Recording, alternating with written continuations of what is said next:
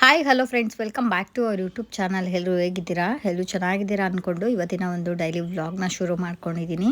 So ಬೆಳಗ್ಗೆನೇ ತಿಂಡಿ ಮಾಡ್ಕೋತಾ ಇದ್ದೆ. ಸೊ ಇವತ್ತು ಹುಣ್ಸೆಹಣ್ಣು ಚಿತ್ರಾನ್ನ ಮಾಡ್ತಾಯಿದ್ದೀನಿ. ಸೊ ಅದರ ರೆಸಿಪಿ ಕೂಡ ಶೇರ್ ಮಾಡ್ಕೋತಾ ಇದ್ದೀನಿ. ಮೊದಲಿಗೆ ಒಂದು ಬಾಣಲಿಗೆ ಸ್ವಲ್ಪ ಎಣ್ಣೆನ ಸೇರಿಸ್ಕೊಂಡು ಸಾಸಿವೆ, ಜೀರಿಗೆ, ಸ್ವಲ್ಪ ಕಡಲೆಬೇಳೆನ ಹಾಕ್ಕೊಂಡು ಹಸಿಮೆಣಸಿನ್ಕಾಯಿ ಹಾಗೆ ಈರುಳ್ಳಿ, ಸ್ವಲ್ಪ ಕರಿಬೇವನ್ನ ಹಾಕ್ಕೊಂಡು ಚೆನ್ನಾಗಿ ಸ್ವಲ್ಪ ಫ್ರೈ ಮಾಡ್ಕೋಬೇಕು. ಈ ಕಡೆ ಹುಣ್ಸೆಹಣ್ಣನ್ನು ಸ್ವಲ್ಪ ಕಿವಿಸ್ಕೊಂಡು ಅದರ ರಸನ ಎತ್ತಿಟ್ಕೊಂಡಿದ್ದೀನಿ. ಇವಾಗ ಈರುಳ್ಳಿ ಎಲ್ಲ ಸ್ವಲ್ಪ ಕಂದು ಬಣ್ಣ ಬಂದಮೇಲೆ ಅರಿಶಿನ ಪುಡಿ ಸೇರಿಸ್ಕೊಂಡು ಸ್ವಲ್ಪ ಮಿಕ್ಸ್ ಮಾಡ್ಕೋಬೇಕು. ಅದಾದಮೇಲೆ ನಿಮಗೆ ಹುಳಿ ಎಷ್ಟು ಬೇಕೋ ಅಷ್ಟು ನೋಡಿಕೊಂಡು ಹಾಕ್ಕೊಳ್ಳಿ. ನಾನು ಜಸ್ಟ್ ಒಂದು 2 ಬಾಕ್ಸಿಗೆ ಅಷ್ಟು ಮಾಡ್ಕೊತಾ ಇದ್ದೀನಿ. ಅಂದರೆ ಲಂಚ್ ಬಾಕ್ಸಿಗೆ ಮಾಡ್ಕೊತಾ ಇರೋದಲ್ವ, ಹಾಗಾಗಿ ಸ್ವಲ್ಪನೇ ಮಾಡ್ಕೊಂಡಿದ್ದೀನಿ. ದಿಶು ಮತ್ತು ಪಾಪು ಇಬ್ಬರಿಗೇ ಮಾಡ್ಕೊತಾ ಇದ್ದೀನಿ, ಹಾಗಾಗಿ ಸ್ವಲ್ಪ ಕ್ವಾಂಟಿಟಿಯಲ್ಲಿ ಮಾಡ್ಕೊಂಡಿದ್ದೀನಿ. ಸೊ ಹುಣಸೆ ಹುಳಿ ಹಾಕಿದ್ಮೇಲೆ ಒಂದು ಸ್ವಲ್ಪ ಅದು ಚೆನ್ನಾಗಿ ಕುದಿಬೇಕು. ಈ ಟೈಮಲ್ಲಿ ಸ್ವಲ್ಪ ಉಪ್ಪನ್ನ ಸೇರಿಸ್ಕೊತಾ ಇದ್ದೀನಿ. ಸೊ ಉಪ್ಪು ಹಾಕಿದ್ಮೇಲೆ ಚೆನ್ನಾಗಿ ಈ ರೀತಿ ಮಿಕ್ಸ್ ಮಾಡ್ಕೋಬೇಕು. ಅದು ನೀರೇನಿರುತ್ತೋ ಹುಣಸೆ ಹುಳಿದು ಆ ನೀರೆಲ್ಲ ಚೆನ್ನಾಗಿ ಬತ್ಬಿಟ್ಟು ಎಣ್ಣೆ ಬಿಡಲಿಕ್ಕೆ ಸ್ಟಾರ್ಟ್ ಆಗುತ್ತೆ. ಸೊ ನೋಡ್ತಾ ಇದ್ದೀರಲ್ಲ, ಸೈಡೆಲ್ಲ ಎಣ್ಣೆ ಈ ರೀತಿ ಬಿಡಲಿಕ್ಕೆ ಸ್ಟಾರ್ಟ್ ಆದಮೇಲೆ ಈ ಗೊಜ್ಜು ರೆಡಿಯಾಗಿರುತ್ತೆ. ಇದನ್ನು ಆಲ್ಮೋಸ್ಟು ಫ್ರಿಜ್ಜಲ್ಲಾದರೆ ಒಂದು ವೀಕ್ವರೆಗೂ ಇಟ್ಕೋಬೋದು, ಕೆಡೋದಿಲ್ಲ. ಹೊರಗಡೆ ಆದರೆ ಒಂದು 3-4 ದಿನ ಇಟ್ಕೋಬೋದು ಅಷ್ಟೇ. ಸೊ ಇದು ರೆಡಿಯಾಗಿದೆ. ಇದಕ್ಕೆ ಸ್ವಲ್ಪ ಲಾಸ್ಟಲ್ಲಿ ಕೊತ್ತಂಬರಿ ಸೊಪ್ಪು ಸೇರಿಸ್ಕೊಂಡ್ರೆ ಈ ಗೊಜ್ಜು ರೆಡಿಯಾಗಿರುತ್ತೆ. ಇದನ್ನು ಆರಾಮಾಗೆ ಎಲ್ಲಾದರೂ ಟ್ರಾವೆಲ್ ಮಾಡ್ಬೇಕಾದ್ರೆ ಮಾಡ್ಕೊಂಡು ಹೋಗ್ಬೋದು, ಚೆನ್ನಾಗಿರುತ್ತೆ ಹುಳಿ ಹುಳಿಯಾಗಿ. ಸೊ ಇಷ್ಟೇ ಹುಣ್ಸೆಹಣ್ಣು ಚಿತ್ರಾನ್ನದ ರೆಸಿಪಿ. ಸೊ ಇದಕ್ಕೆ ಇವಾಗ ರೈಸ್ ಹಾಕಿ ಕಲಿಸ್ಕೋಬೇಕು. ಸೊ ಕಲಿಸಿದ್ಮೇಲೆ ಈ ರೀತಿ ಆಗಿರುತ್ತೆ. ಇದನ್ನು ಇವಾಗ ದಿಶುಗೆ ಹಾಕ್ಕೊಟ್ಟೆ. ಅವನಿಗೆ ಸ್ಕೂಲಿಗೆ ಟೈಮ್ ಬೇರೆ ಆಗ್ತಾಯಿತ್ತು. ನನ್ನ ಮಗಳು ಯಾಕೋ ಇವತ್ತು ಸ್ವಲ್ಪ ಹಠ ಮಾಡ್ತಾಯಿದ್ಲು. ಸೊ ಅವನಿಗೆ ಲಂಚ್ ಬಾಕ್ಸಿಗೆ ಒಂದರಲ್ಲಿ ಚಿತ್ರಾನ್ನ ಹಾಗೆ ಮೊಸರು, ಈ ಕಡೆ ನಿಪ್ಪಟ್ಟು ಹಾಕಿದ್ದೀನಿ ಸ್ನ್ಯಾಕ್ಸಿಗೆ ಅಂದ್ಬಿಟ್ಟು. ಅವನಿಗೆ ಚಿತ್ರಾನ್ನ, ಪಲಾವು ಅದಕ್ಕೆಲ್ಲ ಮೊಸರು ಇರಬೇಕು. ಸೊ ಹಂಗಾಗಿ ಅವನಿಗೂ ಕೂಡ ಬಾಕ್ಸಿಗೆ ಹಾಕ್ಕೊಡ್ತಾ ಇದ್ದೀನಿ. ಈ ಒಂದು ಲಂಚ್ ಬಾಕ್ಸ್ನ ನಾನು ಲಂಚ್ ಬ್ಯಾಗು ಮತ್ತು ಲಂಚ್ ಬಾಕ್ಸ್ ಎಲ್ಲ ಸೆಟ್ಟಾಗಿ ಬರುತ್ತೆ. ಮತ್ತು ಇವನ್ ವಾಟರ್ ಬಾಟಲ್ ಕೂಡ ಬರುತ್ತೆ.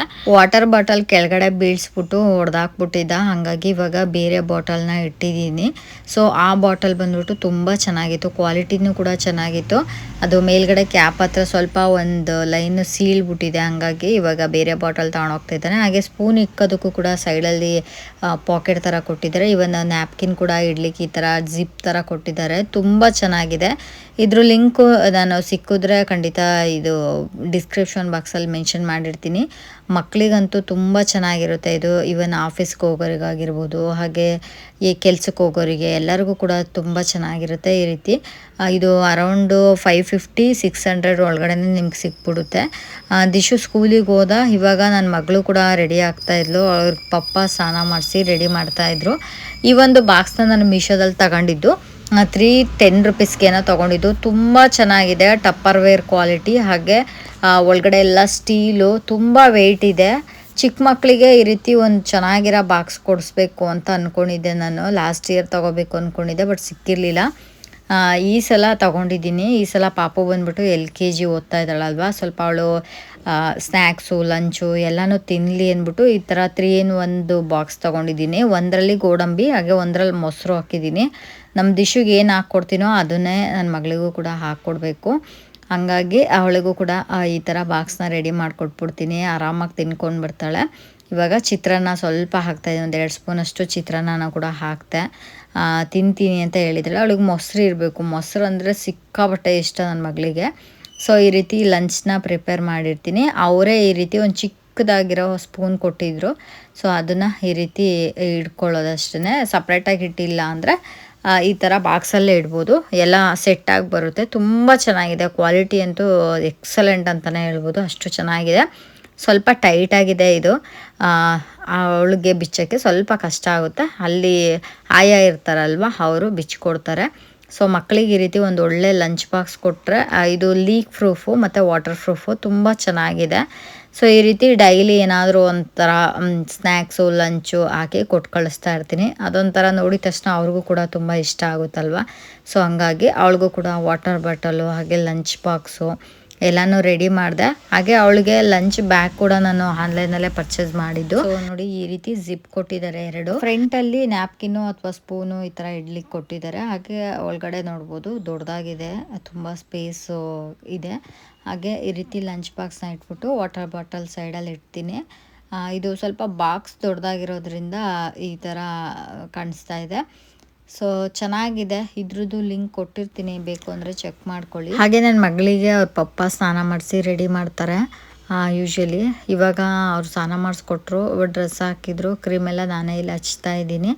ಸೊ ಒಂದೊಂದು ಸಲ ಅವಳು ಹಚ್ಚಿಸ್ಕೊತಾಳೆ, ಒಂದೊಂದು ಸಲ ಅವಳೇ ಹಚ್ಕೊಳಕ್ಕೆ ಹೋಗ್ಬಿಡ್ತಾಳೆ. ಹಾಗಾಗಿ ಸೊ ಇವಾಗ ನಾನೇ ಬಂದು ಕ್ರೀಮು ಮತ್ತು ಪೌಡರ್ನ ಹಚ್ತಾ ಇದ್ದೀನಿ. ನಾನು ರೆಗ್ಯುಲರಾಗಿ ಯೂಸ್ ಮಾಡೋದು, ನಾನು ಸಾಕಷ್ಟು ವಿಡಿಯೋದಲ್ಲಿ ಹೇಳಿದ್ದೀನಿ, ಡರ್ಮಾಡಿವ್ ಸೋಪು ಹಾಗೆ ಡರ್ಮಾಡಿವ್ ಲೋಷನ್ನ ಯೂಸ್ ಮಾಡ್ತೀನಿ ಅಂತ. ತುಂಬ ಜನ ಕಮೆಂಟ್ ಮಾಡ್ತಾರೆ ಯಾವ ಕ್ರೀಮ್ ಮಗುಗೆ ಯೂಸ್ ಮಾಡೋದು ಅಂತ. ಸೊ ಡರ್ಮಾಡಿವ್ ಲೋಷನ್ ತುಂಬಾ ಚೆನ್ನಾಗಿದೆ. ಅದನ್ನ ಬಿಟ್ಟರೆ ಟೆಡಿ ಬೇರ್ ಅಂತ ಬರುತ್ತೆ, ಅದು ಕೂಡ ಅಷ್ಟೇ ತುಂಬಾ ಚೆನ್ನಾಗಿದೆ. ಪೌಡರ್ ಬಂದ್ಬಿಟ್ಟು ಪೌಡರ್ ಯೂಶಲಿ ಹಚ್ಚಬಾರ್ದು. ಸೊ ನಾವು ಎಣ್ಣೆ ತರ ಕಾಣಿಸುತ್ತೆ ಕ್ರೀಮ್ ಹಚ್ಚಿದ್ರೆ ಅಂದ್ಬಿಟ್ಟು ಸೊ ನಾನು ಹಿಮಾಲಯ ಪೌಡರ್ನ ಹಚ್ತೀನಿ. ಫುಲ್ಲು ಚಿಕ್ಕ ಮಕ್ಕಳು ಇದ್ದರೆ ಪೌಡರ್ ಏನು ಅಪ್ಲೈ ಮಾಡೋದಕ್ಕೆ ಹೋಗಬೇಡಿ. ಎಲ್ಲರೂ ಔಟ್ಸೈಡ್ ಹೋದಾಗ ಮಾತ್ರ ಪೌಡರ್ ಅಪ್ಲೈ ಮಾಡಿ, ಆವಾಗ ಫೇಸು ಸ್ವಲ್ಪ ನ್ಯಾಚುರಲ್ ಆಗಿ ಗ್ಲೋ ಆಗುತ್ತೆ. ನನ್ನ ಮಗಳು ಸ್ಕೂಲಿಂದ ಬಂದು ಸ್ವಲ್ಪ ಹೊತ್ತು ಮಲ್ಕೊಂಡಿದ್ಲು. ಹಾಗೆ ಸಂಜೆ ಪೂಜೆ ಎಲ್ಲ ಮಾಡ್ಕೊಂಡಿದ್ದೆ. ಇವತ್ತು ವೈಫೈ ಹಾಕ್ಸ್ಕೊಂಡಿದ್ವಿ, ತುಂಬ ದಿನ ಆಗ್ಬಿಟ್ಟಿತ್ತು, ಒಂದು 4-5 ತಿಂಗಳು ಆಗ್ಬಿಟ್ಟಿತ್ತು ವೈಫೈ ಕಲೆಕ್ಷನ್ ತೆಗ್ಸಿದ್ವಿ. ಮತ್ತೆ ಇವಾಗ ವಿಡಿಯೋಸ್ ಡೈಲಿ ಅಪ್ಲೋಡ್ ಮಾಡೋದ್ರಿಂದ ನಾರ್ಮಲ್ ನೆಟ್ ಅಷ್ಟಾಗಿ ವರ್ಕ್ ಆಗೋದಿಲ್ಲ ಈ ಮನೆಯಲ್ಲಿ. ಒಂದ್ 2 ನಿಮಿಷ 3 ನಿಮಿಷ ವಿಡಿಯೋ ಆದ್ರೆ ಅಪ್ಲೋಡ್ ಆಗುತ್ತೆ, ಬಟ್ 7-8 ನಿಮಿಷ ಆ ಥರ ಎಲ್ಲ ಇದ್ರೆ ಈ ಮನೆಯಲ್ಲಿ ಅಪ್ಲೋಡ್ ಆಗೋದಿಲ್ಲ. ನೆಟ್ ಅಂತೂ ತುಂಬಾನೇ ಸ್ಲೋ. ಹಾಗೆ ನಮ್ಮ ಮನೇಲಿ ಸೋಫಾ ಎಲ್ಲ ತೆಗ್ಸಾದ್ಮೇಲೆ ಈ ರೀತಿ ಕಾಣಿಸ್ತಾ ಇದೆ, ಏನೋ ಒಂಥರ ಖಾಲಿ ತರ ಫೀಲ್ ಆಗ್ತಾ ಇತ್ತು. ಹಾಗೆ ಸಂಜೆ ಪೂಜೆ ಕೂಡ ಮಾಡಿದ್ದೆ. ಸೊ ಇವಾಗ ಟೈಮ್ ಬಂದ್ಬಿಟ್ಟು ಆಲ್ರೆಡಿ 9 ಗಂಟೆ ಆಗಿದೆ. ಪೂಜೆದು ಕ್ಲಿಪ್ಪಿಂಗ್ ಆ್ಯಡ್ ಮಾಡಿರ್ತೀನಿ, ನೋಡ್ಕೊಂಡು ಬನ್ನಿ. ಇವತ್ತು ಈ ರೀತಿ ಪೂಜೆ ಮಾಡಿದ್ದೆ.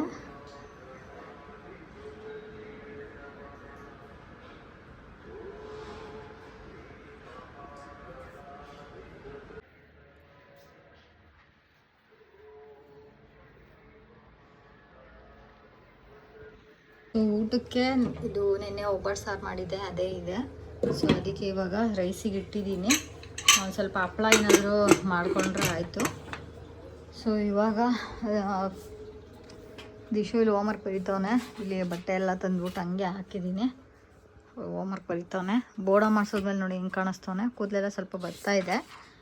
ಸೊ ಏನು ಹೋಮ್ವರ್ಕ್ ಮಾಡ್ತಿದ್ಯೋ ನೋಡಿ, ಇಲ್ಲೆಲ್ಲ ಅಳ್ಬಿಟ್ಟಿದ್ದಾನೆ. ಸೊ ಇದು 2 days ಬ್ಯಾಕ್ ವಿಡಿಯೋ, ನಮ್ಮದು ಆ್ಯನಿವರ್ಸರಿ ಇತ್ತಲ್ವಾ, ಸೊ ಅವತ್ತಿನ ವಿಡಿಯೋ ಇದು. ನಾನು ಶಾರ್ಟ್ ವಿಡಿಯೋದಲ್ಲಿ ಹಾಕಿದ್ದೀನಿ, ಲಾಂಗ್ ವಿಡಿಯೋದಲ್ಲಿ ಜಾಸ್ತಿ ಕ್ಲಿಪ್ಪಿಂಗ್ ತೊಗೊಂಡಿರಲಿಲ್ಲ ನಾನು. ಸೊ ಹಂಗಾಗಿ ಒಂದು ಸ್ವಲ್ಪ ಗ್ಲಿಮ್ಸ್ ಇತ್ತು, ಅದನ್ನು ಶೇರ್ ಮಾಡ್ಕೊತಾ ಇದ್ದೀನಿ. ಸ್ವಲ್ಪ ಕೇಕ್ ಎಲ್ಲ ತೊಗೊಬಂದಿದ್ರು, ಹಾಗೆ ಐಸ್ ಕ್ರೀಮ್ ತೊಗೊಬಂದಿದ್ರು. ನನ್ನ ಮಗಳಿಗೆ ಐಸ್ ಕ್ರೀಮ್ ಅಂದರೆ ತುಂಬ ಇಷ್ಟ, ತಂದಿದ ತಕ್ಷಣ ತಿಂತಾ ಇದ್ದಾಳೆ. ಹಾಗೆ ಸಿಂಪಲ್ ಆಗೇನೆ ಒಂದು ಸೆಲೆಬ್ರೇಷನ್ ಮಾಡ್ಕೊಂಡ್ವಿ, ಜಾಸ್ತಿ ಏನು ಗ್ರ್ಯಾಂಡಾಗಿ ಮಾಡ್ಕೊಂಡಿಲ್ಲ. ನಾನು ನನ್ನ ಮಗಳು ಒಂದೇ ಥರದ್ದು ಮ್ಯಾಚಿಂಗ್ ಡ್ರೆಸ್ನ ಹಾಕ್ಕೊಂಡಿದ್ವಿ. ಸೊ ನೋಡ್ಬೋದು ಅವಳಿಗೆ ಕೂದಲೆಲ್ಲ ಇಲ್ವಲ್ಲ, ಏನೋ ಒಂಥರ ಡಿಫ್ರೆಂಟಾಗಿ ಕಾಣಿಸ್ತಾ ಇದ್ದಾಳೆ. ಸೊ ಈ ವರ್ಷ ಏನು ಸೆಲೆಬ್ರೇಷನ್ ಮಾಡ್ಕೊಳ್ಳೋದು ಬೇಡ ಅಂದ್ಕೊಂಡಿದ್ವಿ, ಬಟ್ ಸುಮ್ಮನೆ ಮಕ್ಕಳಿಗೋಸ್ಕರ ಕೇಕ್ನ ಕಟ್ ಮಾಡಿದ್ದು. ನನ್ನ ಮಗಳದ್ದು ಮ್ಯಾಚಿಂಗು, ಇವಳು ಸ್ವಲ್ಪ ಡಾರ್ಕ್ ಇದೆ, ನಂದು ಲೈಟಾಗಿದೆ. ಸೊ ಏನು ಹೇರ್ ಸ್ಟೈಲ್ ಮಾಡ್ಕೊಂಡಿಲ್ಲ, ಸುಮ್ಮನೆ ಒಂದು ಡ್ರೆಸ್ ಹಾಕೋ ಬಂದಿದ್ದೀನಿ.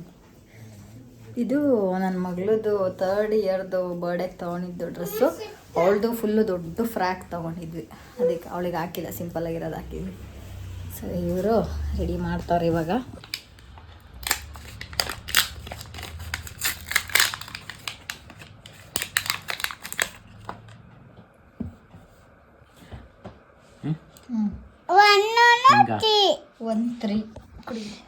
ಅದೇ ಇದು 1-3 ಆಯ್ತಲ್ಲ, ಅದೇ ಇಲ್ಲಿ ಇಡಲಿ ಹಿಂಗೆ ಫ್ರಂಟಲ್ಲಿ.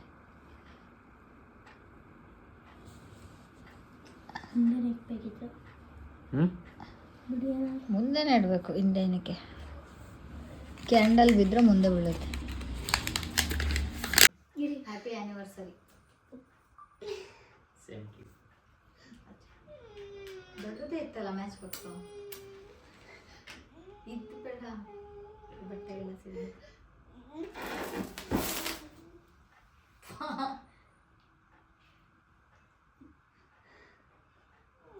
ಬರ್ಲಿಲ್ವಾ? ಅಷ್ಟೇನಾ? ಸೂಪರ್, ಹೋಯ್ತು.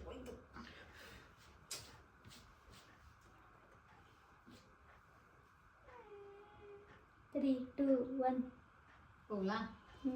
ಲ್ಯಾಕ್ ಕಟ್ ಮಾಡಲ?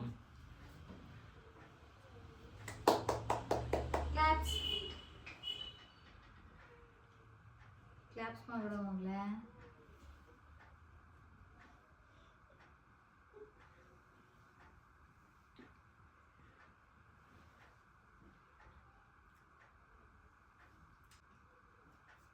ಇದು ಸೆಂಟ್ರಲ್ ಕೂರಿಸ್ಕೊ. ಅವಳು ನೀಟಾಗಿ ತಿದ್ದಿಲ್ಲ ಹಿಂಗೆ ಮಾಡ್ತಾಳೆ ಹಿಂಗೆ. ಬ್ರೆಡ್ ಬ್ರೆಡ್ ತಗೊಳಮ್ಮ. ಸೆಲ್ಫಿ ಹಿಡ್ಕೊಂಬ. ಬ್ರೆಡ್ ತಗೋ. ಬ್ರೆಡ್ ತಗೋ. Selfie. Bread bread. Happy anniversary. ಸಾಕು ಸುಮ್ಮನಿರು ಮಗಳೇ.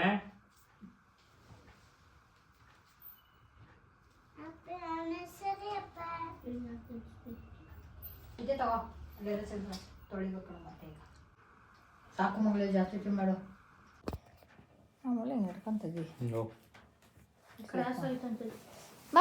ಹಾಗೆ ಊಟಕ್ಕೆ ಅಂದ್ಬಿಟ್ಟು ಕೂತಿದ್ವಿ. ಊಟದಲ್ಲಿ ಏನೇನು ತರಿಸಿದ್ರು ಅನ್ನೋದಾದ್ರೆ, ನಾನು ದಿಶು ಮಟನ್ ತಿಂತೀವಿ, ಹಂಗಾಗಿ ನಮಗೆ ಮಟನ್, ನನ್ನ ಹಸ್ಬೆಂಡ್ ಚಿಕನ್ ತಿಂತಾರೆ, ಅವರಿಗೆ ಚಿಕನ್ ಬಿರಿಯಾನಿ ತರಿಸ್ಕೊಂಡಿದ್ವಿ ಆದಿತ್ಯ ಹೋಟ್ಲಲ್ಲಿ. ನೋಡ್ಬೋದು 1405 ರೂಪಾಯಿ ಆಗಿದೆ. 2 ಮಟನ್ ಬಿರಿಯಾನಿ, 1 ಚಿಕನ್ ಬಿರಿಯಾನಿ, ಹಾಗೆ 1 ಪ್ಲೇಟ್ ಕಬಾಬು, 1 ಮಟನ್ ಚಾಪ್ಸ್ ಏನೋ ತರಿಸ್ಕೊಂಡಿದ್ರು ಅಷ್ಟೇ. ಸೊ ಅಷ್ಟಕ್ಕೆ ಇಷ್ಟು ಪ್ರೈಸ್ ಆಗಿದೆ. ಫುಡ್ ಎಲ್ಲ ಚೆನ್ನಾಗಿತ್ತು. ಇವತ್ತಿನ ಡೇ ಈ ರೀತಿ ಇತ್ತು. ವಿಡಿಯೋ ಇಷ್ಟ ಆಗಿದ್ರೆ ಲೈಕ್ ಮಾಡಿ, ಶೇರ್ ಮಾಡಿ, ಕಮೆಂಟ್ ಮಾಡಿ. Thank you for watching.